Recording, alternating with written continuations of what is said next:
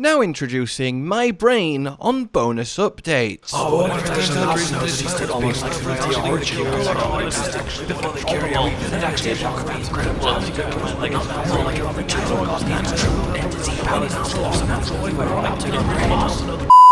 Hello then, my fellow hunters in waiting. Waiting for the final greatest challenge Sunbreak has to offer against totally not Malzeno, as we look to send off this magnificent chapter in Monster Hunter history with the perfect hunt. And I really do kind of get that feeling that he is going to be seriously perfect after what they delivered with Amatsu to hold this Malzeno variant back even past that. Oh, he is totally, in my mind, no way going to be anything less than both the hardest and coolerest hunt in Sunbreak. Or he could just be absolutely terrible, you know? I mean, who knows, really?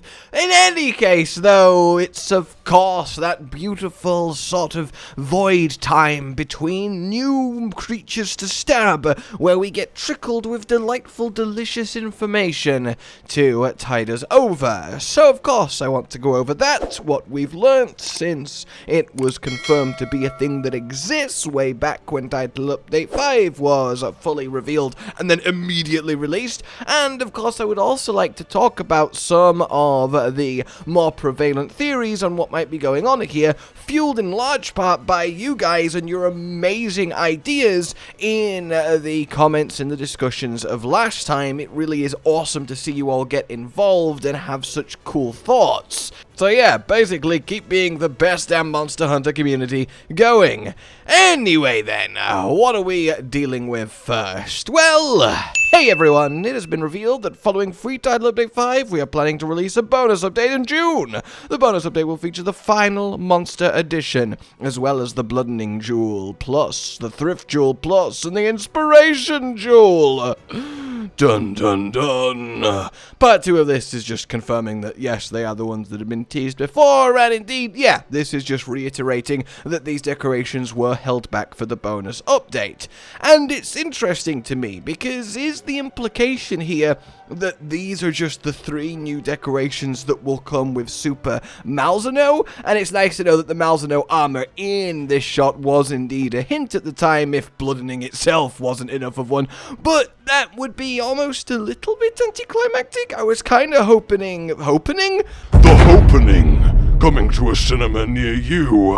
But I was kinda hoping that we'd get like big crit boost and big weakness exploit, though I suppose with how easy it is to get those skills now, that wouldn't be hugely impactful. But look, call me a little bit too set crazy, but I would love this one monster to completely again redefine and re-roll what the final meta and fun and best sets for every weapon ends up being, a la Fatalis did in Iceborne, as we have just this new super best armor set along with decorations, yada yada yada. And to be fair, I have no doubt that Super Malzeno armor is going to be just ludicrous, and I feel like his risen skill is either going to be dereliction on steroids, something to do with power from Blood Blight but way more, or super healing when you deal damage, or some kind of encouragement to be ultra aggressive, but that makes you harder to kill in a way that creates this super high intensity, high pace end game environment. I think that would be really, really fun. You kind of have to go there, right?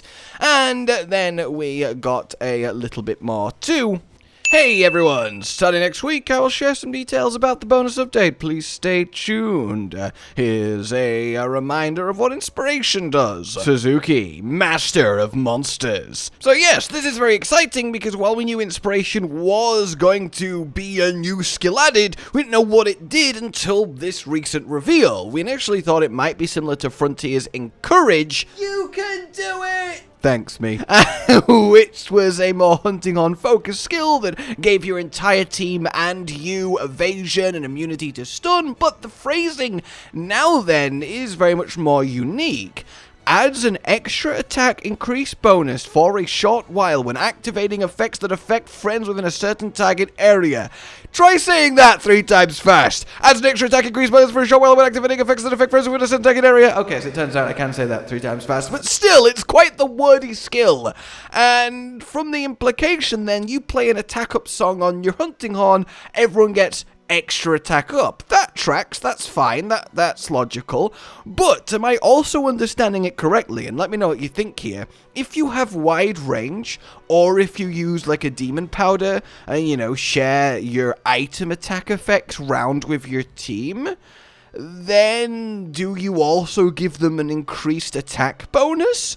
Because I feel like that does imply that, right? Melodies are the example, but the implication is not it's unique to Hunting Horn. I feel like anyone who does any way of friendly attack increasing amongst your hunting team will get a extra potent attack bonus thanks to this skill, which is really cool and a really nice little bump to hunting in a group, and one that I think might come in quite handy to say it's just a level 1 rank skill. So definitely watch this space, but it's always nice to get new skills added to the game. Finally then, nothing too crazy, but certainly nice, is in the next bonus update, we'll be able to hold up to 200 anomaly investigations, so you can really anomaly investigate while you anomaly investigate. I feel like this is nice quality of life, but I personally don't find myself thinking I need 200, but hey, maybe you do. In any case, it's not like there's any negative to having this, so I suppose it certainly works out. Alright, that's kind of the news done. Now it's time for the musings. Smooth. So, this Malzeno. The best point that I saw brought up was clearly this one by a Mr. Cheat Sheet. The new Malzeno can finally go into houses uninvited. Oh, okay, no, but that really amused me. No, one really interesting thought that kept coming up from a lot of you guys, and something I definitely find myself agreeing with.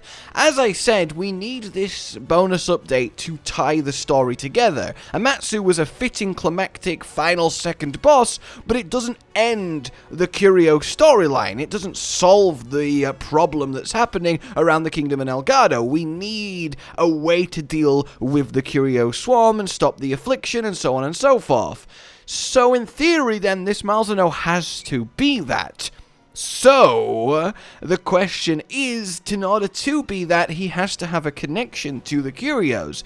So the common trend being that he's not a Malzeno that's working with them, he is a Malzeno that has dominated them in a way that's even more controlling than Geismagorm, and the purple coloring is almost an intensifying of the red towards purple, like he's gone Super Saiyan, you know, red to blue, and he is now Ultra Mode Malzeno, a Malzeno with an absolute overflow of Curio energy that has a bloodening beyond bloodening that is somehow tinged purple, and I could kind of get behind that. What if the idea of this Malzeno is that he's actually the one that stopped the Curio swarm, but in doing that has absorbed so much power and turned so aggressive from the blood madness that he's gone like full ferally vampire, and yay, no more Curios, or at least most of them are dead so we can deal with it, but oh no, we've now got an ultra aggressive, super powerful Malzeno on the loose,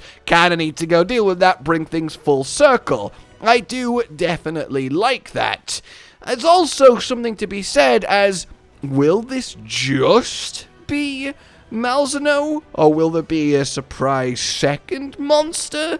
We did have the question mark and then the little tease of Malzeno ripped into it, so is that just an instant reveal, or is it like an overlay, an extra on top? I kind of wanted to believe that, but we have the Capcom's phrasing as the final monster, not plural.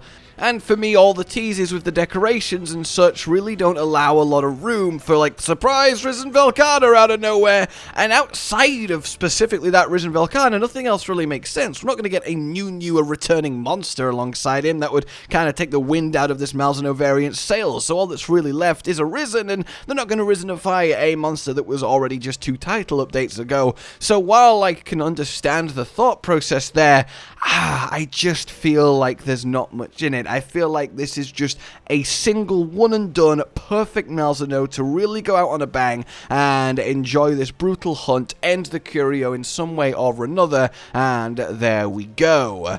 And I also really like the notion, the concept, that what if the Malzeno that we experience in Sunbreak is actually kind of a red Kezu situation? You see, normal white Kezu is actually the subspecies, the variant, however you want to call it, as an albino Kezu. Normally, Kezu is red, however, red Kezu was discovered after white Kezu, so red Kezu became the subspecies and white Kezu became the base Kezu. So what if Malzeno normally is this purpley, actually a little bit extra spiky, slightly physically different? What if that is just Malzeno, pure Malzeno, and this curio bloodening, controlling symbiotic one that we've met is actually the abnormality, and we're about to find out what Malzeno can really do? That, I think, is a fascinating thought, and one that I'm really glad was brought up. In any case, let me know what you all think, of course, and for now, like you've enjoyed this, subscribe and hit the bell for more. Consider supporting the future of the channel on Patreon down below, and until we meet again,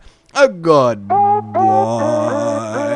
Josh, Cotton, and Hollow with the videos, dropping the humor like a hammer on your tippy toes, bringing entertainment on a daily arrangement to take our insanity and turn it into entertainment. Yes, I said entertainment twice, to reiterate that it is nice to look into your faces on a mostly daily basis when you let us in your homes to make the whole world a stage. Goodbye.